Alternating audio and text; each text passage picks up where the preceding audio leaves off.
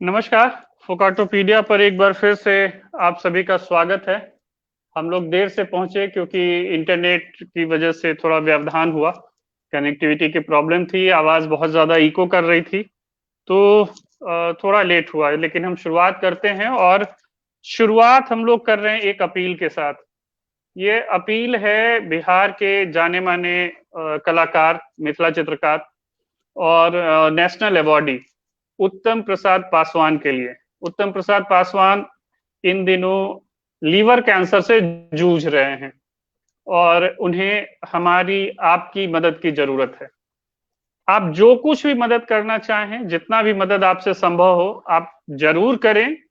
क्योंकि मुझे लगता है कि आ, हम सब किसी भी कलाकार को खोने के लिए तैयार नहीं है आज के डेट में, खास तौर पे इस क्राइसिस में। और उत्तम लगातार संघर्ष कर रहे हैं। परेशानी ये है कि कोरोना की वजह से हम लोग उन तक पहुंच नहीं सकते हैं, पहुंचने का एक संकट है। तो हम लोग ऑनलाइन ही इस मदद की अपील कर रहे हैं। जो लोग जिस लेवल तक मदद कर सकते हैं, कुछ लोगों ने मदद की है, उम्मीद कर रहा हूं कि और भी मदद आएगी। तो मदद करें, मदद करें, मदद करें। आपको जो भी डिटेल चाहिए वो फोकाटोपीडिया के फेसबुक पेज पर उपलब्ध है। वो मेरे पर्सनल वॉल पे भी उपलब्ध है। तो आप वहां जाएं, जो भी चीजें आपको दिखती हैं, आपको जिस रूप में भी मदद करनी है, आप मदद कर सकते हैं। आज जो हमारे मेहमान हैं, आप हैं संजय सिंह। संजय सिंह जी को बिहार के लोग कितना जानते हैं, बिहार के बाहर के लोग कितना जानते हैं, ये बता पाना बहुत मुश्किल है। लेकिन उनका कुछ काम ऐसा है जो रिमार्केबल है, जिस पर गौर करने की जरूरत है। गौर ही करने की जरूरत नहीं है, जिस पर एक्शन लेने की भी जरूरत है।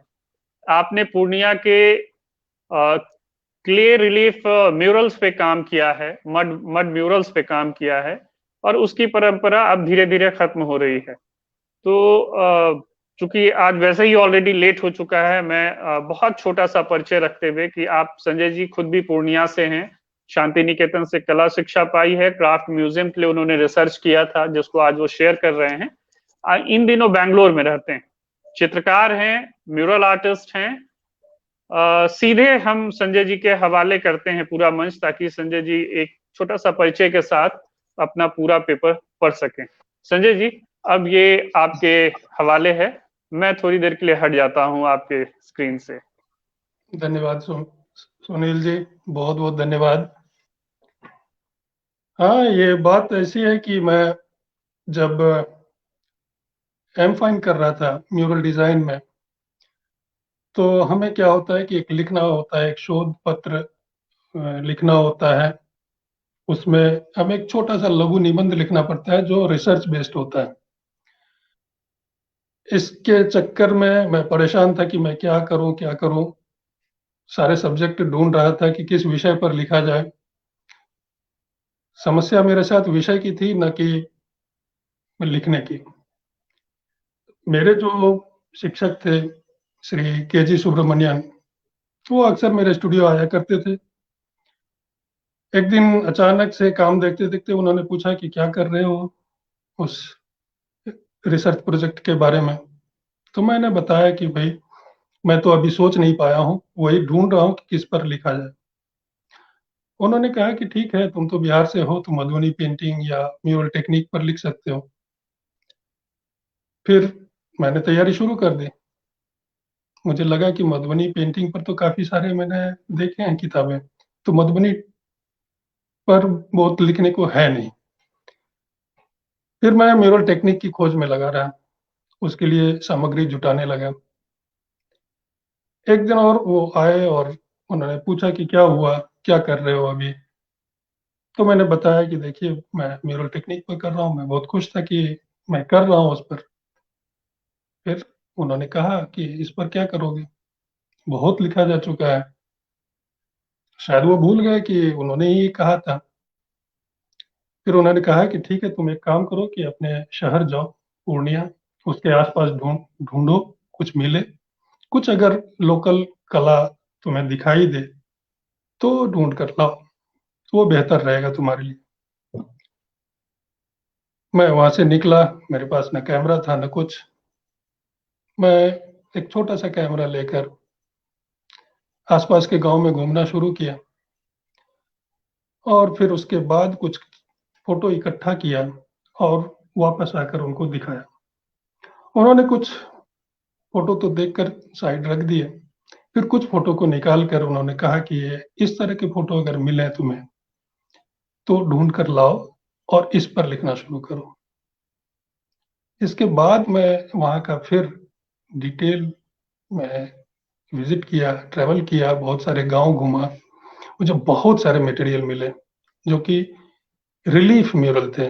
मैं वहाँ की पेंटिंग्स को उतना नहीं लिया जितना रिलीफ म्यूरल मिले गांव में, वो बहुत इंटरेस्टिंग लगे। पेंटिंग्स तो काफी इन्फ्लुएंशियल पेंटिंग्स थे जो कि बाजार में जो बिकने वाले पेंटिंग्स हैं उनकी कॉपी थी, या फिर कशीदाकारी वगैरह में जो इस तरह से काफी डेकोरेटिव थे जो बहुत ही इम्प्रेसिव नहीं थे। मुझे सबसे ज्यादा इम्प्रेसिव लगा ये क्ले रिलीफ म्यूरल, तो इसके खोज मैंने की वहां पर और उस पर काफी अच्छा मुझे सामग्री मिली और मैंने एक अच्छा सा लेख लिखा उस पर, जिसके लिए मेरे सारे टीचर ने बहुत अप्रिशिएट किया। जब एक्सटर्नल आए उन्होंने देखा, उन्होंने कहा कि ये तो बड़ी नई चीज देखने को मिल रही है, हमने कभी नहीं देखा ऐसा। काफी अप्रिशिएट किया उन्होंने और फिर कहा कि नहीं, इसको छोड़ो मत, तुम आगे काम करो। मनीदा भी, सुब्रमण्यन को हम लोग मनीदा बुलाते हैं वहां पर, उन्होंने कहा कि नहीं देखो, इस पर और भी ज्यादा अच्छा से अगर कर सको तो एक अच्छा खासा एक मिटती जा रही परंपरा को बचाने के लिए या उसको कम से कम डॉक्यूमेंट कर लेने के लिए कुछ कर। इसके लिए मैंने तैयारी की, ललित कला एकेडमी में अप्लाई किया। कुछ महीनों के बाद मुझे पता चला कि वहां से मेरा पेपर, फोटोग्राफ, सारे चीज गायब है। मैं बहुत उदास हुआ। इस चक्कर में फिर मैंने जो ललित कला एकेडमी के जो सचिव थे उस समय, उनसे मुलाकात की। उनसे मेरा पुराना एक मुलाकात था उनके साथ।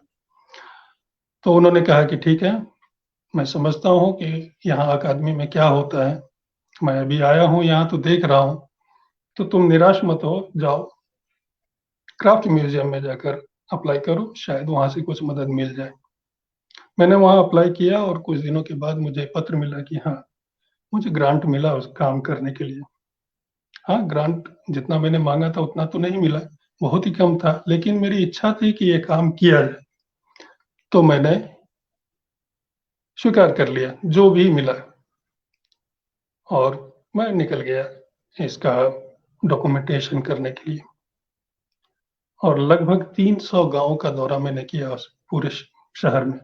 मैं यहाँ पर केवल पूर्णिया शहर की ही बात करता हूँ, मैं उससे बाहर की बात नहीं करूंगा, क्योंकि इस शहर में, इस शहर के जो गांव हैं, उन गांव में जो जो भी संस्कृति है उसका किसी ने अब तक कभी कुछ जिक्र नहीं किया कहीं भी।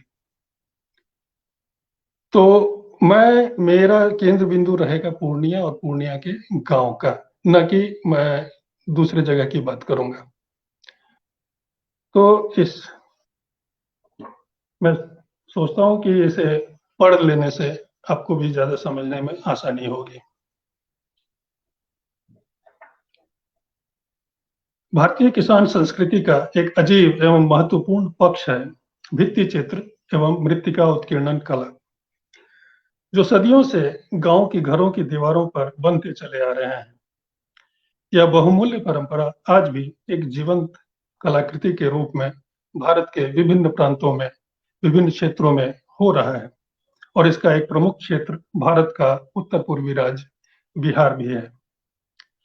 बिहार का नाम सामने आते ही भारत की सभ्यता, संस्कृति, इतिहास और ज्ञान चिंतन सामने उपस्थित हो जाता है। ऐसा लगता है कि जैसे एक समय था जब शौर्य, नीति, धर्म, कला, विवेक, मर्यादा, संस्कृति, स्थापत्य आदि सबों का केंद्र यही था। भारत के इतिहास में बिहार का यथेष्ट गौरव है। क्या धार्मिक, क्या आध्यात्मिक, क्या राजनीतिक, कला, संस्कृति सभी दृष्टि से यह काफी पहले से समुन्नत है। लेकिन यह सब तो बिहार के ऐतिहासिक, सांस्कृतिक वैभव और धरोहर की बातें हैं, किंतु इससे अलग एक और महत्वपूर्ण पक्ष है बिहार के संस्कृति का, जिसका भारत ही क्या बिहार के इतिहास में भी समुचित रूप से उल्लेख नहीं हुआ है। जबकि हर तरह की संस्कृति, साहित्य, रीति रिवाज, शास्त्रीय कलाओं का इतिहास लिखा जा चुका है और इससे सारा जग परिचित है, किंतु अभिजात्यता तथा अपनी संस्कृति को भूल आगे बढ़ने की जो एक भूख है और बाहरी संस्कृति के आकर्षण के कारण यहाँ की ग्रामीण संस्कृति का एक मूल्यवान अंश अछूता ही रह गया है, जो बिहार के सभी महत्वपूर्ण कला एवं संस्कृति का उद्गम स्थल है। वह है यहाँ की कुटीर सज्जा। ऐसी बात नहीं है कि इसका उल्लेख बिल्कुल ही नहीं हुआ है, बल्कि जितना और जो कुछ भी हुआ है और किया गया है वह इसके महत्वों और गुणों की तुलना में नगण्य ही कहा जा सकता है। कृषि प्रधान राज्य होने के कारण यहाँ गांवों की संख्या ही ज्यादा है। हालांकि यहाँ के गांव किसी और प्रांतों के गांवों से ज्यादा अलग तो नहीं है, परंतु कुछ हद तक भौगोलिक स्थिति, धार्मिक तथा सामाजिक संस्कार, आर्थिक तथा राजनीतिक कारणों से अलग तो हैं। हर एक स्थान की सामाजिक एवं आर्थिक व्यवस्था एक दूसरे से भिन्न है, जिसका कारण है विभिन्न वर्णों के लोगों का विभिन्न क्षेत्र विशेष में वास करना। उनके खान पान, रीति रिवाज में भी अंतर है। इसी प्रकार उनके हस्तशिल्प एवं कलाकर्मों में भी विभिन्नता है। मैं यहाँ बिहार के एक सीमावर्ती क्षेत्र पूर्णिया के गांव की कुटीर सज्जा पर चर्चा करना चाहूंगा। यूं तो गांव के घरों को सजाने के विभिन्न तरह के माध्यम का व्यवहार होता है, किंतु मैंने जिस विषय का चुनाव किया है वह है इन मिट्टी के घरों में सजावट के लिए बनाए गए मिट्टी की उत्कीर्ण कलाकृतियां। इन ग्रामीण क्षेत्रों में मृत्तिका उत्कीर्णन मुख्यतः महिलाओं के द्वारा ही किए जाते हैं, जिन्हें यहाँ के लोग लिखनी पढ़नी या चेन चाक बोलते हैं। परंपरागत चमत्कृत मोटिव, जिनके कुछ महत्वपूर्ण सांकेतिक अर्थ भी होते हैं, इन दीवारों पर उकेरे जाते हैं। यह कहना गलत न होगा कि यह विरल प्रतिभा प्राय सभी तरह के संप्रदायों में जन्मजात रूप से विद्यमान है। पूर्णिया नेपाल तथा बंगाल से सटा एक सीमावर्ती जिला है। इसका नाम पुराने नाम पुरैनिया का ही अपभ्रंश रूप है। अब यदि हम इसके गांव की तरफ नजर डालें तो यहाँ के गांव का ढांचा क्रमशः परिवर्तित होता रहा है। पहले अक्सर सभी जातियों के लोग एक ही साथ एक ही गांव में रहा करते थे। धीरे धीरे जनसंख्या वृद्धि तथा आर्थिक संपन्नता के साथ साथ जाति के आधार पर गांव अलग होते गए। फलतः एक गांव में एक ही जाति की संख्या ज्यादा होती है। अन्य जाति के लोग उनके अधीन आश्रय लेने या जीवन निर्वाह के लिए आसपास बस जाते हैं या फिर अपनी सुविधा के लिए बसा लिए जाते हैं। एक तरह से एक मुख्य गांव के आसपास कई छोटे छोटे गांव बसे हुए हैं। कुल मिलाकर कहा जा सकता है कि यहाँ के गांव का बुनियादी ढांचा आर्थिक तथा जाति के आधार पर है, न कि सांस्कृतिक। ये गांव कई भागों में विभक्त रहते हैं। प्रत्येक भाग को यहाँ के स्थानीय भाषा में टोला कहते हैं। ये टोले विभिन्न दिशाओं या जाति के नाम पर होते हैं। अन्य जाति या निम्न जाति का टोला मुख्य गांव के आसपास फैले रहते हैं। अब थोड़ा यहाँ के घरों की बनावट पर नजर डालें तो बेहतर होगा। यहाँ के गांव के घरों में कुछ एक जमींदार के तरह के लोगों को छोड़ अधिकांश घर बांस, फूस तथा मिट्टी के बने होते हैं। अक्सर ये घर आयताकार होते हैं, जिनके ऊपर बांस फूस से ही बने छप्पड़ होते हैं। बगल की दीवार के लिए भी बांस फूस का ही ढांचा बनाकर लगाते हैं, फिर इसे मिट्टी से लेप कर पूर्ण करते हैं। इन घरों में अक्सर 2 कमरा और एक वरामदा होता है। घर के अंदरूनी तथा बरामदे वाली दीवार को मिट्टी से लेपा जाता है। बाहरी दीवार को अक्सर मिट्टी से नहीं लेपते, क्योंकि यहाँ बारिश बहुत ज्यादा होती है, अतः हर साल ये मिट्टी के लेप से खराब हो जाते हैं। संथालों के घर इनसे अलग होते हैं। संथालों के घरों की दीवारें पूरी तरह से मिट्टी की बनी होती हैं। उनकी दीवारें नीचे की तरफ ज्यादा चौड़ी और ऊपर जाते जाते कम चौड़ी होती हैं, और वे अपने घरों की दीवारों को मिट्टी से इस तरह चिकनाई करते हैं कि लगता है ये सीमेंट की दीवार है। सबसे आश्चर्यजनक बात यह है कि जो गांव के संपन्न व्यक्ति होते हैं वो काफी समृद्ध हैं, ऊंची जाति के हैं, उनके घर अच्छे होते हैं, साफ सुथरा होते हैं। अपवाद स्वरूप एक दो को छोड़कर इनमें किसी तरह का अलंकरण नहीं पाते। यूं तो शादी ब्याह तीज त्योहार के मौके पर आमतौर से घरों को सजाया जाता है, परंतु वह अस्थायी नहीं होता। लेकिन जिन जातियों में घरों को अस्थायी तौर पर अलंकृत करने का रिवाज है, वे मुख्यतः हैं संथाल, कुर्मी, हरिजन तथा मुस्लिम। इनके भित्ति कला के बारे में जानने के लिए इनके रहन सहन और तौर तरीकों एवं चरित्रों को जानना भी बहुत ही आवश्यक है। संथाल, यहाँ के संथाल जाति में अलंकरण करने का प्रचलन सबसे ज्यादा है। इनका मुख्य क्षेत्र तो पहले का दक्षिण बिहार, जो आज का झारखंड है, वहां है, परंतु पूर्णिया में इनकी संख्या कम नहीं है। कहा जाता है कि यहाँ अंग्रेजों ने इन्हें नील की खेती करने के लिए लाए थे। ये कम से कम 100 से 150 साल पहले यहाँ आए और पूर्णिया जिले में यत्र तत्र फैले हुए हैं। विभिन्न जगह फैले रहने पर भी ये साधारणतः समूहों में रहते हैं और काफी संगठित हैं। ये संथाली भाषा बोलते हैं, जिन्हें जो ऑस्ट्रो एशियाटिक परिवार से आया है। इसके अलावा वे हिंदी तथा स्थानीय भाषा भी बोलते हैं। वे एक बहुत ही संगठित जीवन जीते हैं और इनमें व्यक्तिगतता जैसी कोई बात नहीं होती है, जो कि उनके सामाजिक, आर्थिक तथा धार्मिक संबंधों में झलकता है। बुनियादी तौर पर वे खेतीहर या चरवाहे होते हैं, परंतु अब वे विभिन्न तरह की नौकरी पेशा में लगते जा रहे हैं। ये बहुत ही कर्मठ और परिश्रमी होते हैं। इनके अपने सामाजिक संगठन होते हैं, जिसमें हर पद के लिए व्यक्ति का चुनाव किया जाता है तथा वे इसका भलीभांति निर्वाह भी करते हैं। इनके वेशभूषा, सांस्कृतिक क्रियाकलाप काफी हद तक संथाल परगना या छोटा नागपुर की ही तरह का है, लेकिन इसमें थोड़ी बहुत स्थानीय गुण भी आ रहा है। मुसहर, मुसहर को हरिजनों की सूची में रखा गया है। ये काफी गरीब वर्ग के हैं और अपने शारीरिक परिश्रम के बल पर ही अपनी रोजी रोटी चलाते हैं। ये बड़े ही आलसी हैं एवं गंदे रहने के लिए भी काफी प्रसिद्ध है। कहा जाता है कि अगर इनके पास कल के खाने के लिए सामान है तो ये आज काम पर नहीं जाते हैं। ये एक उक्ति बन गई है और काफी हद तक इसमें सच्चाई भी है। और कुर्मी एक परिश्रमी वर्ग है, बहुत ही हार्ड वर्किंग है। इनका मुख्य पेशा खेती-बाड़ी है तथा मजदूरी भी करते हैं।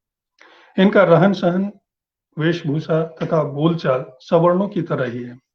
ये मूलतः यहीं के रहने वाले हैं और ये बहुत ही साफ सुथरा रहते हैं। मुस्लिम, मुस्लिम शेख का एक उपसमूह है कुलैया। ये यहीं के रहने वाले हैं, किंतु इनकी मौलिकता का कोई ठोस प्रमाण नहीं मिलता है। कहा जाता है कि ये पहले हिंदू ही थे तथा यहीं के जलालगढ़ किले में अकबर के सैनिक की टुकड़ी में नियुक्त थे और यही दल आगे चलकर धर्मांतरण कर मुस्लिम में परिवर्तित हो गए। इनकी वेशभूषा एवं कुछ रीति रिवाज हिंदुओं की तरह अब भी हैं और ये काफी साफ सुथरा रहते हैं और अपने घरों को विभिन्न तरह से सजा कर रखते हैं। इनके अलंकरण बहुत ही साफ सुथरे और बहुत ही स्किल, दक्षतापूर्ण होते हैं। मुख्य तौर पर यह अलंकरण बरामदे वाली दीवार पर तथा दोनों कमरों के दरवाजे के ऊपर से लेकर आसपास तक फैले रहते हैं। कभी कभी घर के भीतरी दीवार, जो दरवाजे से सीधा दिखता है, उस पर भी बने होते हैं।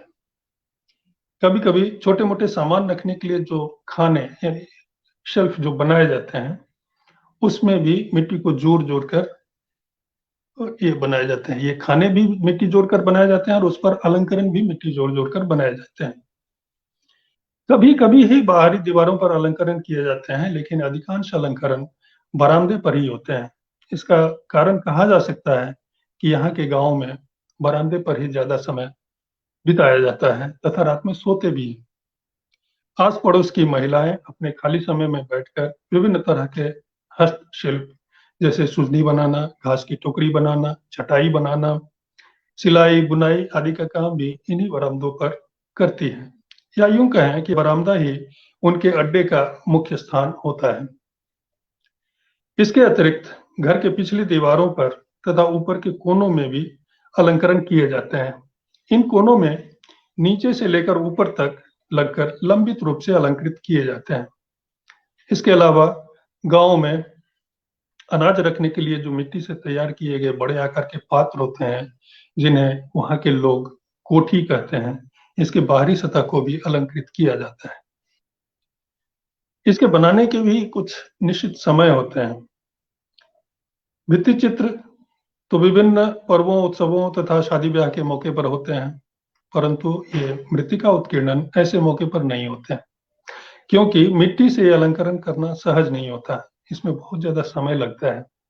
मुख्यतः मिट्टी की दीवारों पर यह अलंकरण घर बनाने के साथ ही किया जाता है, और विशेषकर वर्षा ऋतु के समाप्त होने पर, क्योंकि बरसात यहाँ पूर्णिया में बहुत बारिश होती है और बरसात में दीवारों की मिट्टी गीले होकर गल कर गिरने लगते हैं तथा बांस फूस के ढांचे भी खराब हो जाते हैं, अतः इन्हें प्रतिवर्ष मरम्मत भी करनी पड़ती है।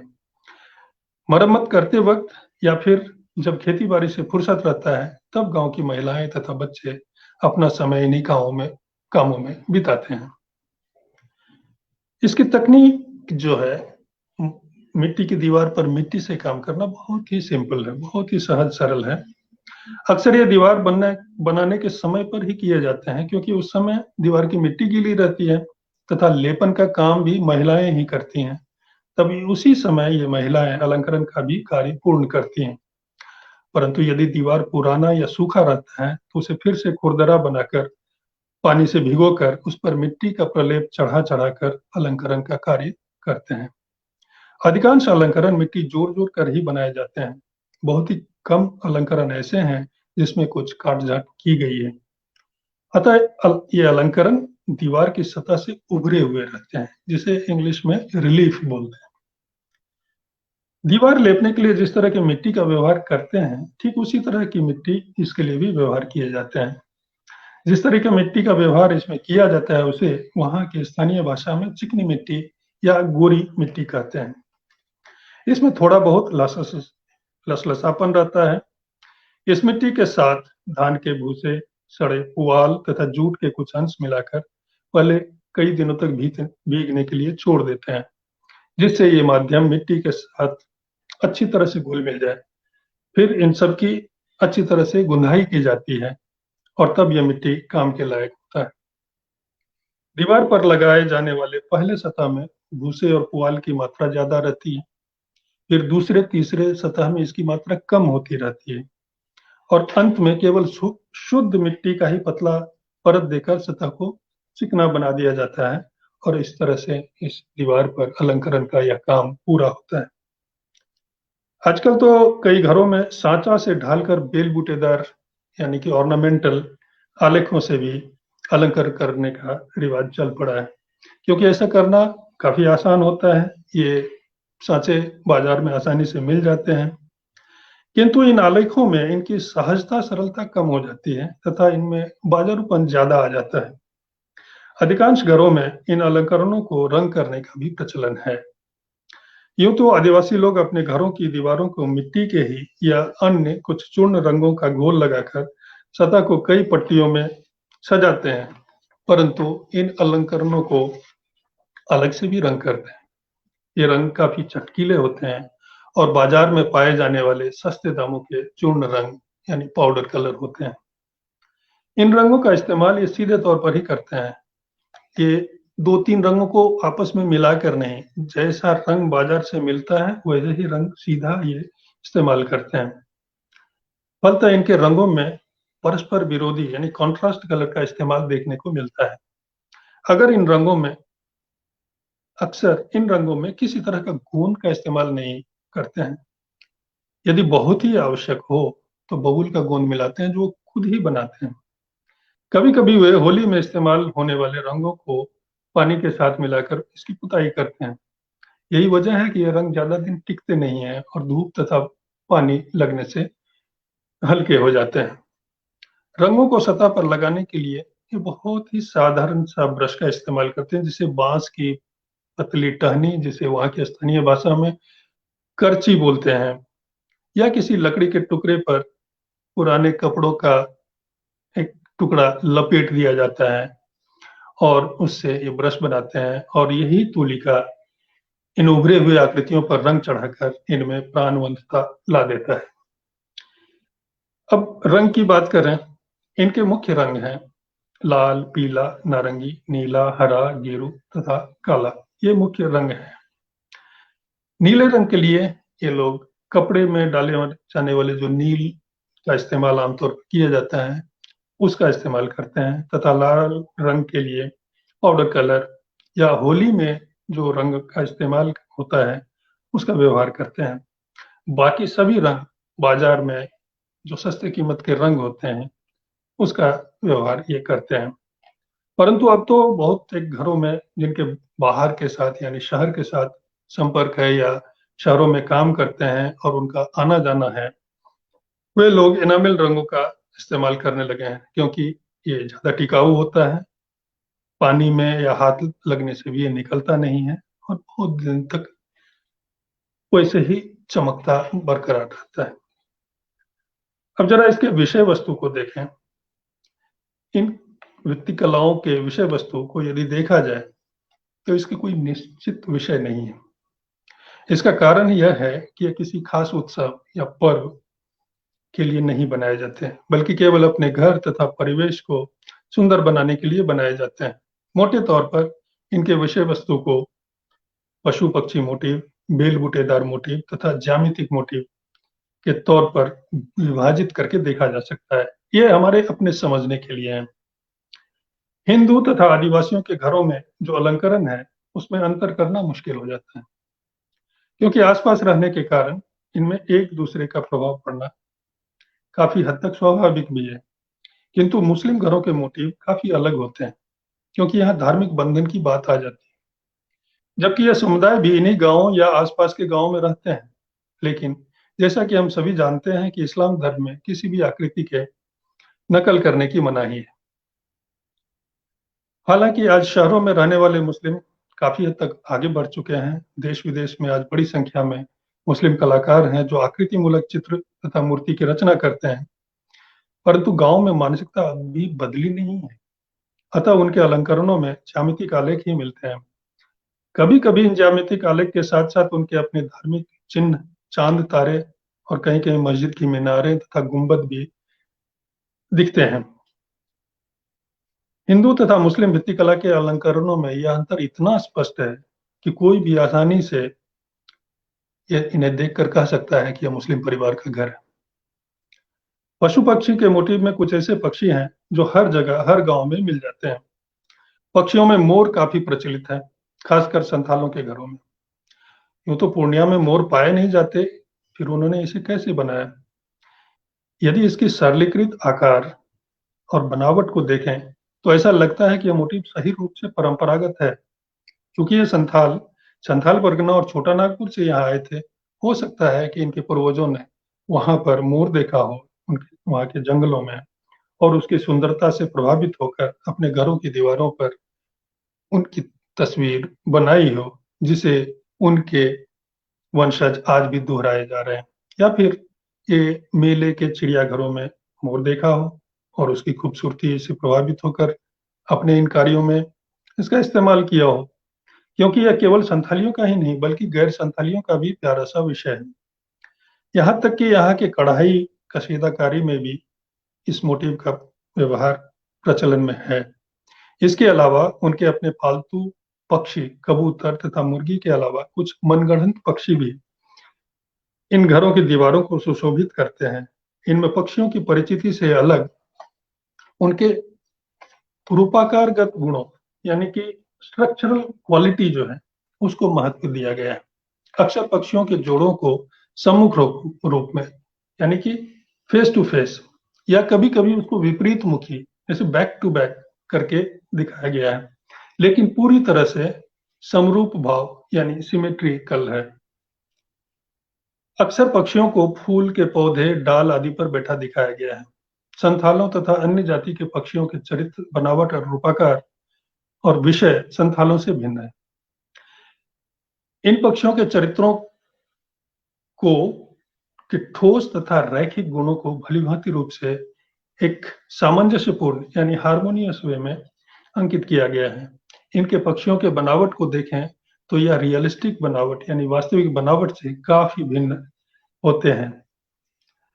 ये वास्तविक सतही स्वरूप यानी जो सरफेस की जो क्वालिटी है, जो उसके फॉर्म में जो सरफेशियल क्वालिटी है, जो नेचर में दिखता है, उसको छोड़कर उसके अंदर में जो उसका जो बेसिक बुनियादी जो फॉर्म है, उसको और उसके कैरेक्टर को, जो इनर कैरेक्टर है पक्षियों के, उसको महत्व देते हैं।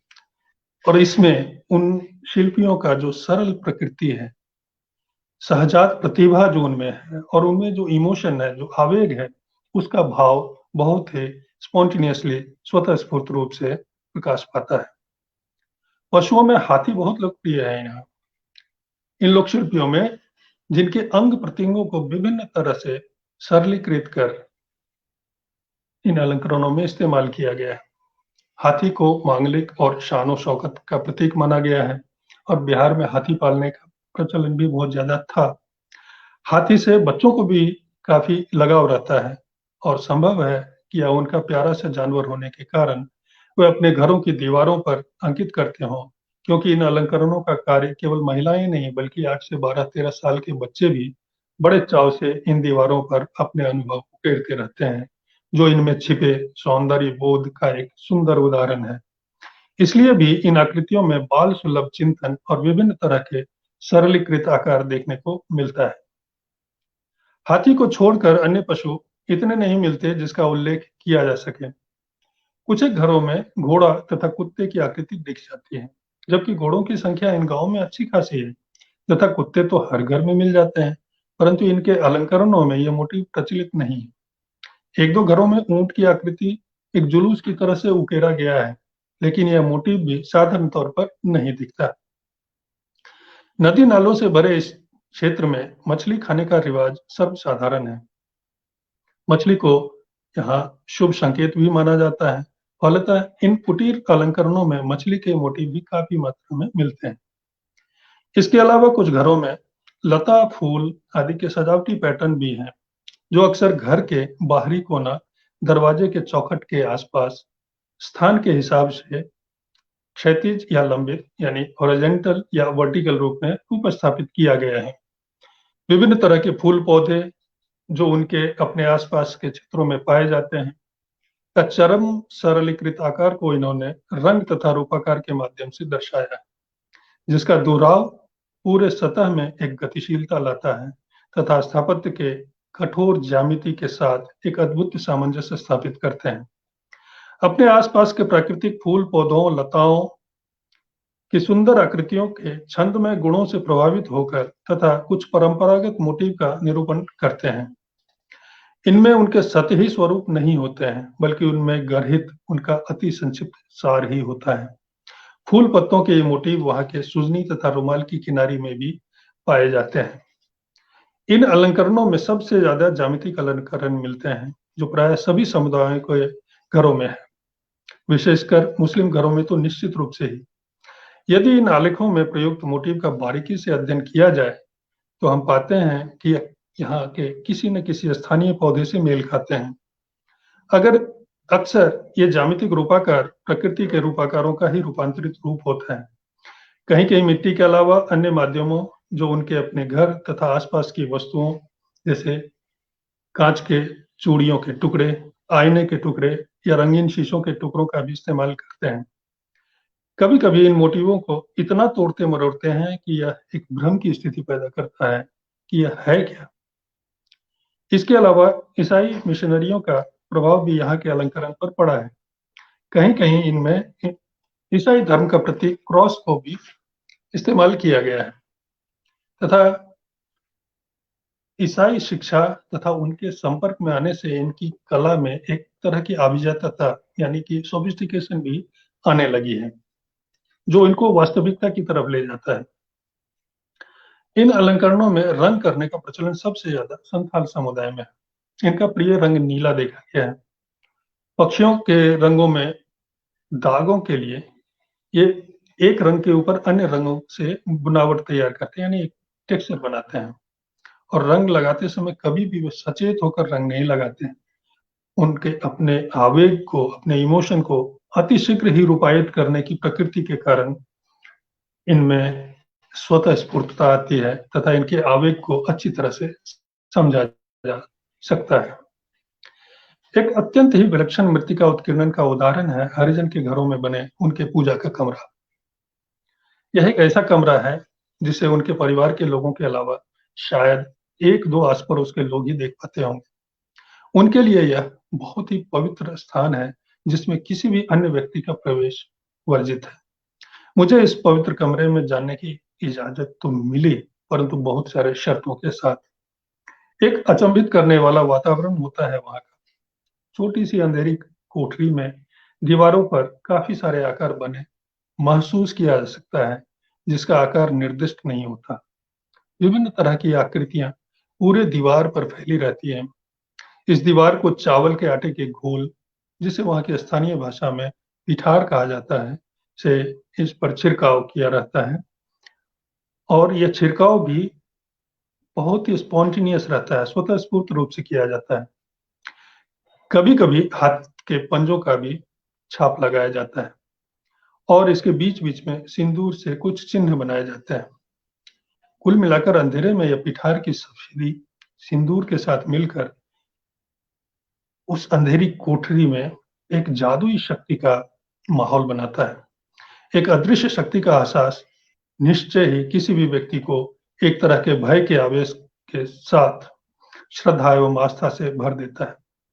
इसके अलावा इसकी दीवार से सटे भूमि पर मिट्टी से ही कुछ गोले जैसी कुछ आकृति बनी रहती है। शायद यह किसी देवी देवता का प्रतीक भी हो।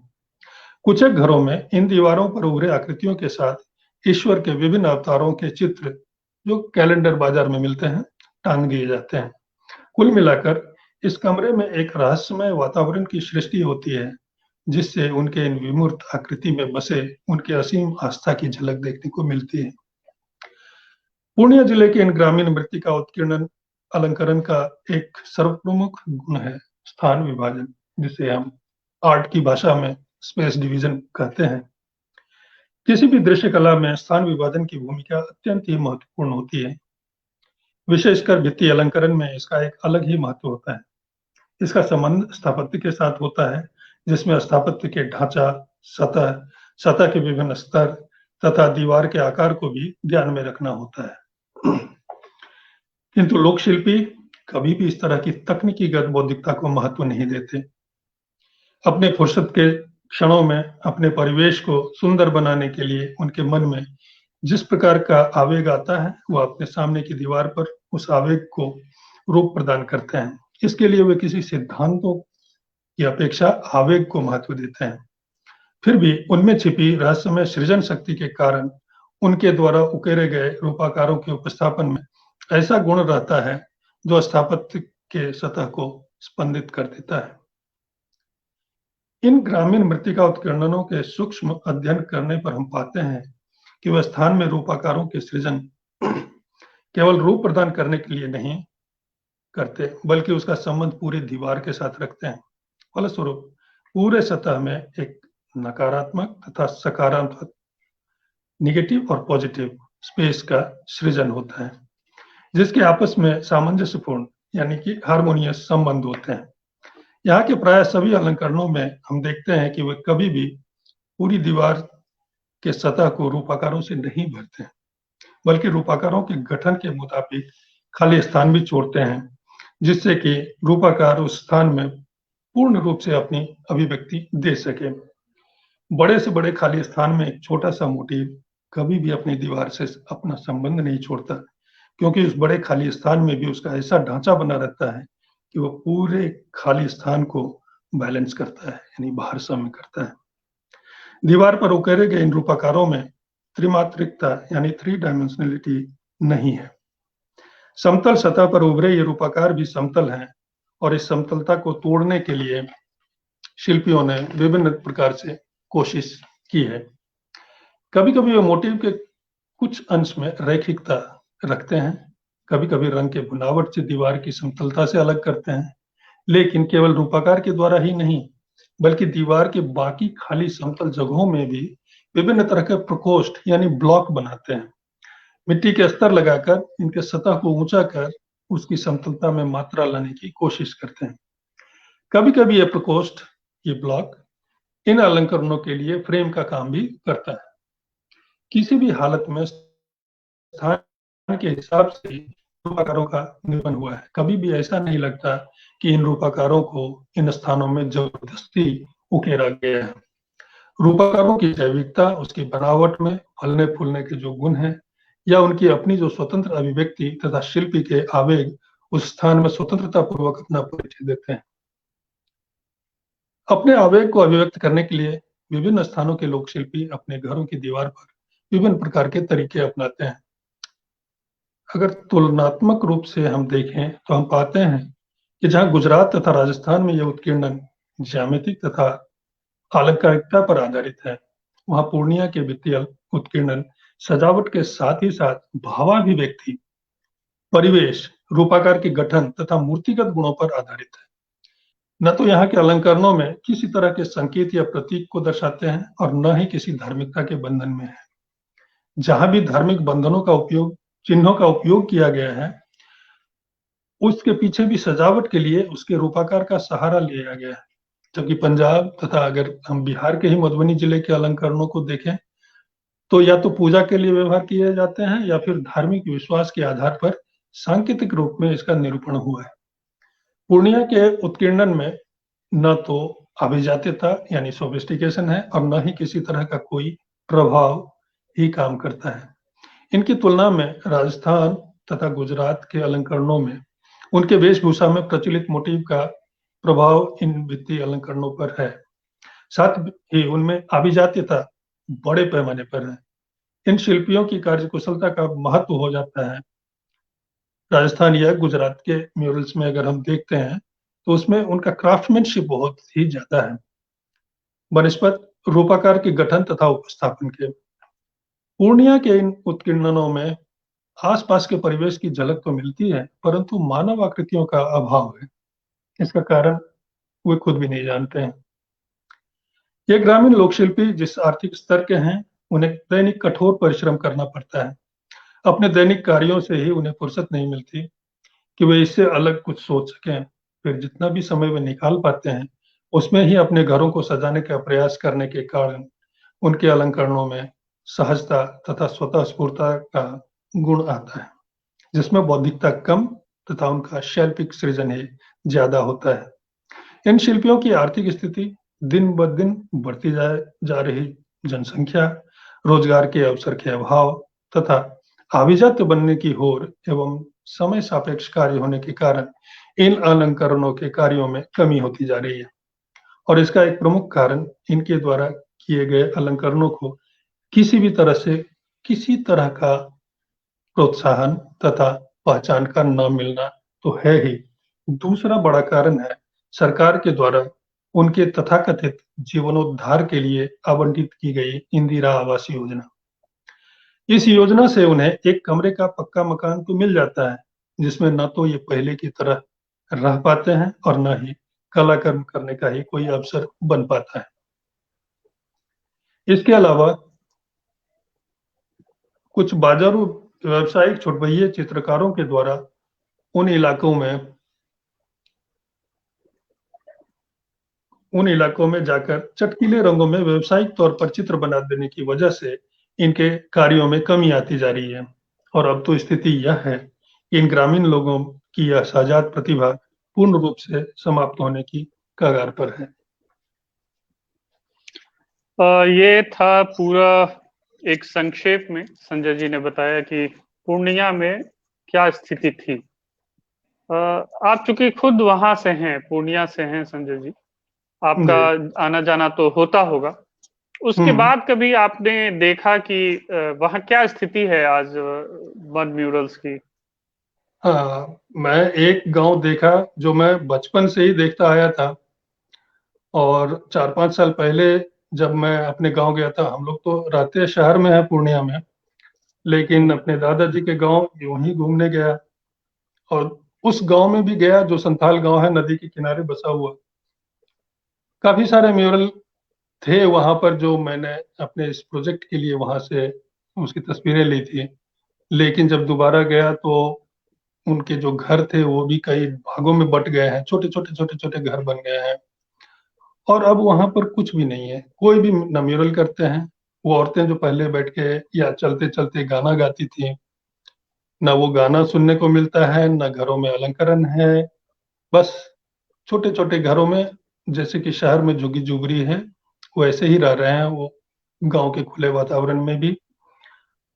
और मैंने देखा जो यंग जनरेशन है वहाँ, वो लोग मोबाइल पे लगे हुए हैं, वीडियो देख रहे हैं या गाने सुन रहे हैं। तो मैं नहीं उम्मीद करता हूँ कि बहुत कुछ बचा होगा, और वहाँ किसी और दूसरे गांव में भी सबकी स्थिति ऐसी ही होगी। इसकी समस्याओं और इसके वैकल्पिक समाधानों पर तो हम लोग कल वापस चर्चा करेंगे विस्तार से। हम्म। लेकिन एक एक बेसिक सा सवाल मेरे जहन में आ रहा है, चूंकि आपने क्राफ्ट म्यूजियम में या जहां आपने पेपर दी और उसको प्रकाशित हम्म। करने की कोशिश की, हम्म। क्या बिहार में इस तरह की चीजों पर कभी कोई बातचीत होती सुनी है आपने? कभी उसके संरक्षण के लिए आपने कोशिश किया कि हम बिहार से मदद लें, बिहार के अलग अलग विभागों के पास जाएं?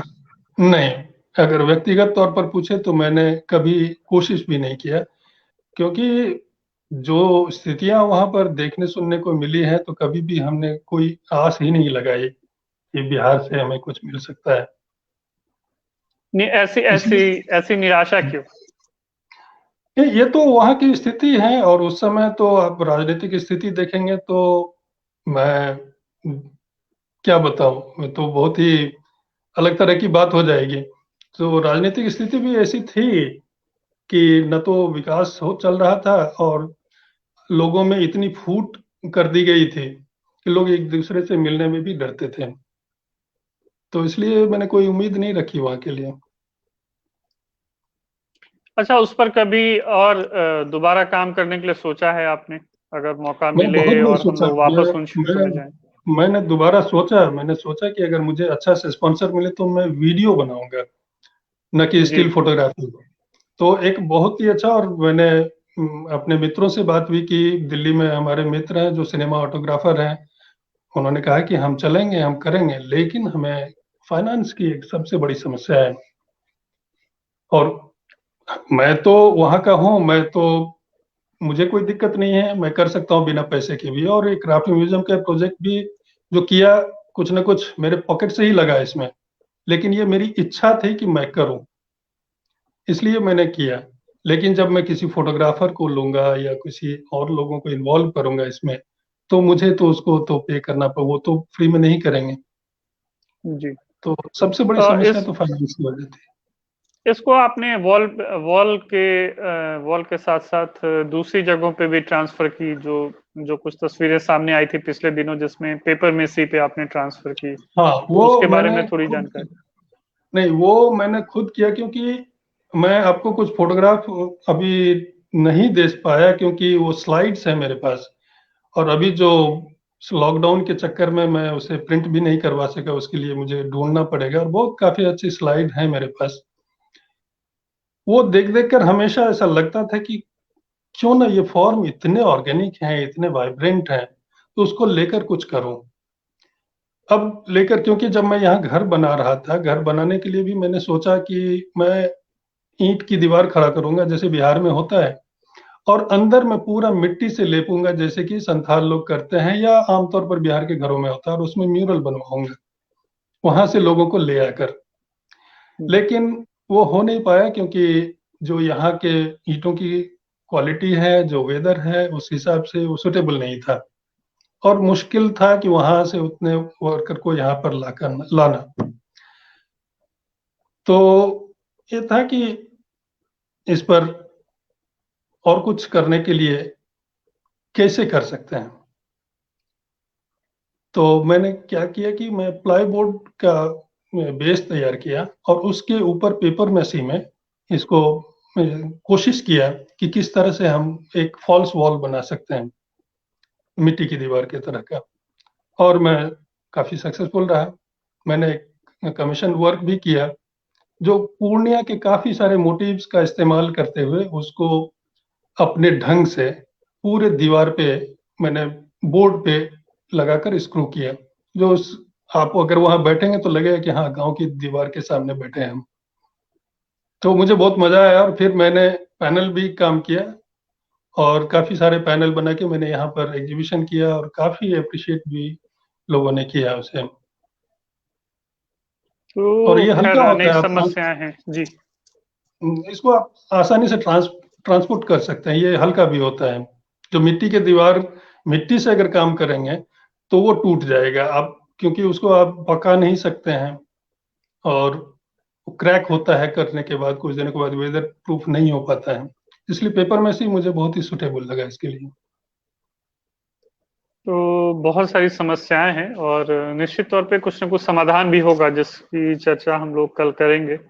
हाँ वहाँ वहाँ जमीन की जो दूसरी समस्याएं हैं उस पर भी हम लोग बातचीत करेंगे और जी।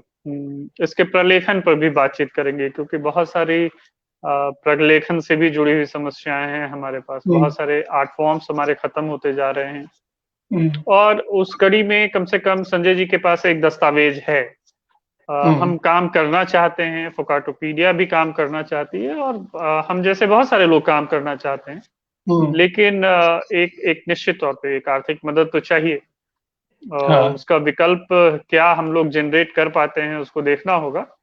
लेकिन हम्म, इन सारे विषयों पे कल विस्तार से हम हम्म, चर्चा करेंगे, हम्म, जिसकी बातचीत हम लोगों ने कल रखी है, जिसमें आदरणीय सुमन सिंह जी भी जुड़ेंगे जो फोकाटोपीडिया परिवार के बड़े अभिभावक हैं। हम्म, संभवतः मैं भी रहूंगा और हम लोग और भी कुछ लोग जुड़ेंगे जो आपसे कुछ हम्म, प्रश्न करना चाहते हैं, पूछना चाहते हैं। हम्म, तो बिल्कुल। हम सारे लोग मिल करके इस बात पे चर्चा करेंगे कि क्या ये हमारी तात्कालिक आवश्यकता भी है, डॉक्यूमेंटेशन हमारी तात्कालिक आवश्यकता भी है, समाधान बिल्कुल है। की तरफ तो बढ़ेंगे जी। बिल्कुल है। ये बहुत ही अर्जेंसी है, नहीं तो जैसे मैंने देखा कि मैंने ये काम 96 में किया, मुझे काम मिले, और जब जी मैं 2014-15 में भी गया, काफी चीजें बदल गई हैं, काफी बदल गया है। अब विश्वास नहीं करेंगे, ये विकास है कि क्या है, कहा नहीं जा सकता, लेकिन इस बदलाव के चलते कुछ भी नहीं दिखता। जो रोड से दिखता था, अब वह नहीं दिखता है। तो बहुत उम्मीद कम है कि दूर दराज के गांव में भी शायद मिले। तो अभी वक्त है बदलाव कि तो इसे खैर जल्दी से जल्दी। बदलाव तो मुझे लगता है संजय जी अवश्यंभावी है, वो हाँ, बदलाव तो होना होना ही है। है। लेकिन प्रश्न ये है कि हम उन बदलावों के बीच अपनी कलाओं को, अपनी अपनी। परंपरा को कैसे संरक्षित हम्म, कर पाते हैं। हाँ, तो हाँ, इसी विषय पर कल दरअसल हम लोग बातचीत करेंगे, हम्म, जिसका एक छोटा सा टाइटल हम लोगों ने रखा है और उस सीरीज में हम लोग बातचीत कर रहे हैं, हम्म, documentation of folk voices and urgent call.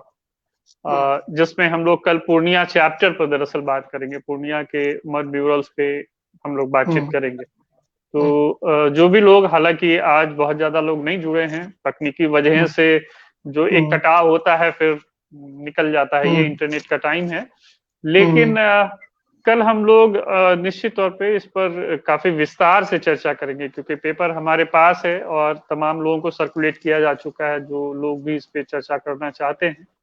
हम्म, हम अपने दर्शकों से भी ये अपील करेंगे कि अगर उनके पास भी कुछ सवाल हैं तो वो भी संजय जी के सामने रखें। पूर्णिया के हम्म, लोग भी अगर हमारे साथ जुड़ रहे हैं तो मैं पूर्णिया के हम्म, लोगों से भी ये कहना चाहता हूं कि वो भी अपने सवाल संजय जी के सामने प्रस्तुत कर सकते हैं। संजय जी हम्म, भरसक कोशिश करेंगे उन सवालों को बिल्कुल। उत्तर देने का। अ, हम्म, स, मुझे लगता है कि पूर्णिया के लोगों के लिए ये पीछे 90 के दशक में लौटने का बहुत अच्छा मौका होगा, जब वो हाँ, संजय जी बिल्कुल। की नजरों से उन सारे चीजों को देखेंगे, समझेंगे। आप सभी लोग जुड़े, संजय जी जुड़े, आप सभी लोगों का बहुत बहुत धन्यवाद। संजय जी आपका भी बहुत बहुत धन्यवाद। और जाने धन्यवाद। से पहले वो हम्म, अपील मैं एक बार फिर करना चाहूंगा जो हमने शुरू में किया था। हमारे आपके अपने एक कलाकार, हम सबके बीच के एक कलाकार गंभीर रूप से बीमार है। जो लोग भी मदद करना चाहें वो किसी भी रूप में जरूर करें। सारे डिटेल्स फोकाटोपीडिया के फेसबुक पेज पर उपलब्ध हैं। हमने लगातार नीचे बहुत संक्षिप्त में उत्तम जी के बारे में एक परिचय लिखा था कि वो कब कब किस किस रूप में पुरस्कृत हुए हैं, एक नेशनल अवार्डी हैं, दलित कलाकार हैं। दलित होने के नाम पे मैं मदद नहीं मांग रहा हूँ, लेकिन एक दलितों में जो चित्रकार है उसमें बहुत महत्वपूर्ण चित्रकार हैं। तो सभी लोगों से आग्रह ये है कि आप लोग मदद के लिए आगे आए। कल हम लोग फिर बैठते हैं और विस्तार से पूर्णिया के मड म्यूरल्स पर बात करते हैं, उसकी समस्या समाधान पर बातचीत करते हैं। बिहार सरकार से जुड़े हुए जो लोग अगर इस कार्यक्रम को देख रहे हैं, तो मेरी उनसे भी अपील है कि वो भी उत्तम जी की मदद करें। कल की बातचीत भी सुने, क्योंकि संजय जी ने एक आईना रखा है हम सभी के समक्ष।